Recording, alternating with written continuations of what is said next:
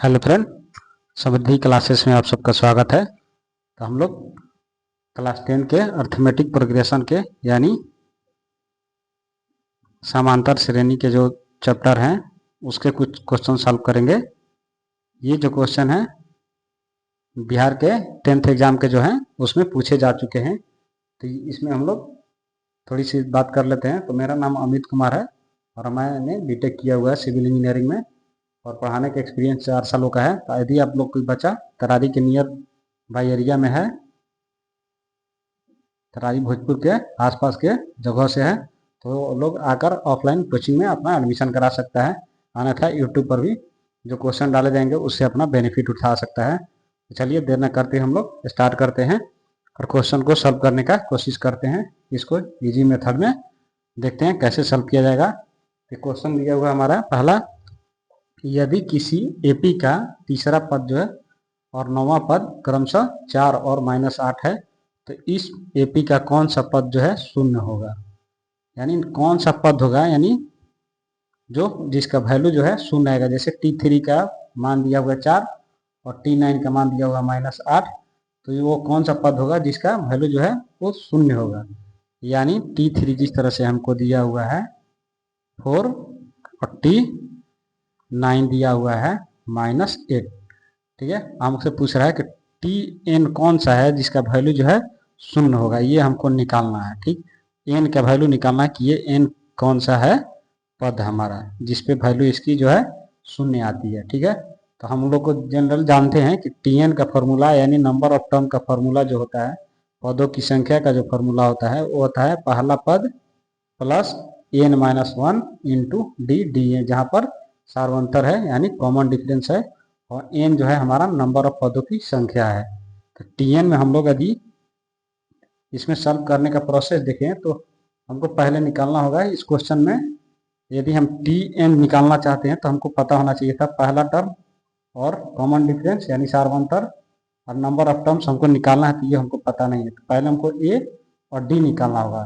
ठीक, तो पहले हम लोग d निकालने की कोशिश करते हैं। कैसे निकालेंगे और d ही क्यों निकालना है, क्योंकि हमको दो टर्म दिया हुआ है T9 और T3 हमको दिया हुआ है। तो T9 की अगर बात करें तो कितना दिया हुआ हमको -8 और T3 दिया हुआ 4। तो हम लोग सार अंतर वाले में समझते हैं या अर्थमेटिक प्रोग्रेशन में समझते हैं कि जो नंबर ऑफ टर्म होते हैं, जो एक पद होता है दूसरे पद से और तीसरे पद में जो डिफरेंस होता है, यानी A1 है, A2 दूसरा पद है, A3 तीसरा पद है, इन दोनों का बीच का जो सार्वंतर है D, और ये जो है सार्वंतर D1 और D2, तो D1 और बराबर D2 D बराबर होते हैं और ये होते हैं D के बराबर। ठीक है, तो इस तरीके से देखें तो हमको इससे अंदाजा लगा सकते हैं कि T9 और T3 अगर ये दिया हुआ हमको, तो हमको जो D है वो कैसे निकालेंगे। यदि इसमें देखें कि D एक ऐड करते जाते हैं, ठीक, D तो A2 हमको प्राप्त होता है। ठीक, A2 में यदि हम D और ऐड कर रहे हैं तो क्या प्राप्त होगा हमको A3।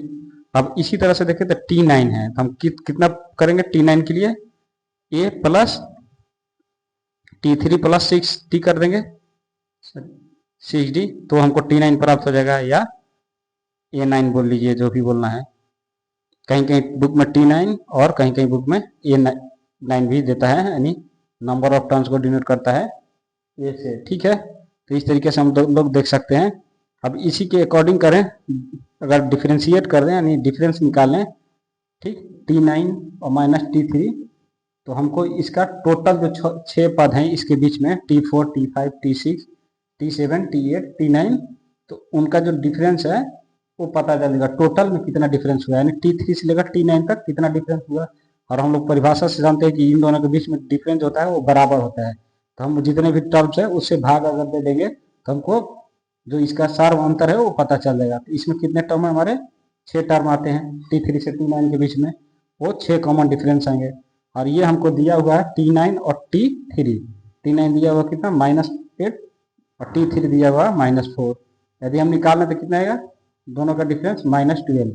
यदि हम 6 से भाग दे दें नंबर ऑफ टर्म जितने भी हैं, अगर मान लिया ऐसे लिख लें T3 T4 T5 T6 T7 T8 और T9, ठीक है, तो इन दोनों के बीच में एक डिफरेंस होगा, इन दोनों के बीच में एक डिफरेंस, इन दोनों के बीच में एक डिफरेंस, इन दोनों के बीच में एक, इनके बीच में एक और इनके बीच में एक। तो टोटल काउंट करेंगे तो कितना आएगा हमको, 1 2 3 4 5 6, 6 आया ना, तो 6D आया हमको अंतर T3 और T9 के बीच में। हमको निकालना क्या है, D।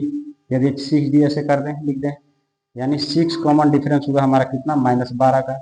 तो एक कॉमन डिफरेंस कितना होगा, -12/6।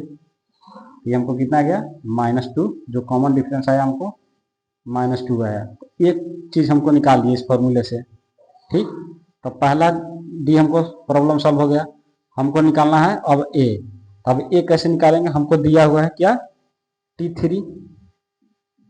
T3 दिया हुआ क्या, a plus n-1 into D. और ये दिया हुआ हमको क्वेश्चन में देखें तो 4 दिया हुआ, T3 4। हमको a इसमें पता नहीं है, ठीक है, वैसे ही लिख दिए। T3 यानी n3, n बराबर क्या होगा 3 -1। अब d हमको यहाँ से निकल गया -2, इसको यहाँ पर पुट कर देंगे और ये हो गया 4। तो यहाँ से हम निकाल लेंगे a बराबर क्या हो जाएगा, 4 2 इंटू -2 -4। ठीक, इधर जाएगा तो प्लस हो जाएगा 4, यानी 8 हमारा आ गया कितना, 8। यानी पहला टर्म जो है हमारा 8 है। ठीक है, अब इसको निकालते हैं। अब हमको निकालना कौन सा है कि कौन सा पद जो है वो शून्य होगा। ठीक है, उसकी वैल्यू जो होगी शून्य होगी। तो हम क्या करेंगे, Tn की जगह शून्य रख देंगे।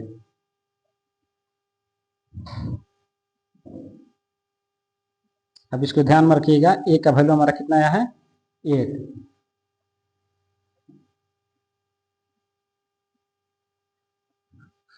ए बराबर आया है हमको 8, यानी पहला टर्म जो है A1 वो आया हमको 8।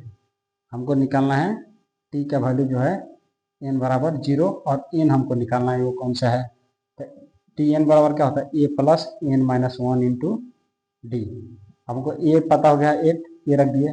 n हमको नहीं पता है, वो n का n जस का तस रख दिए, वहाँ लिख दिए। कॉमन डिफरेंस हमको क्या पता है, -2।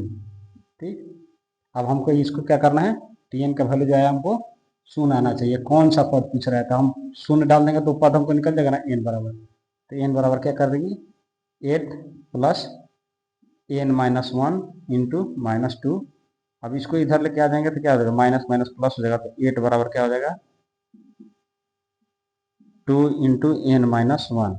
ठीक, अब 2 से 8 को डिवाइड कर देंगे तो 4, n बराबर क्या आ जाएगा 5। 4 + 1, 4 + 1, ये -1 इधर आ गया राइट साइड में, यानी n का टर्म जो है 5। यानी पांचवा टर्म जो होगा हमारा T5 वो हमारा क्या होगा, 0 के बराबर होना चाहिए।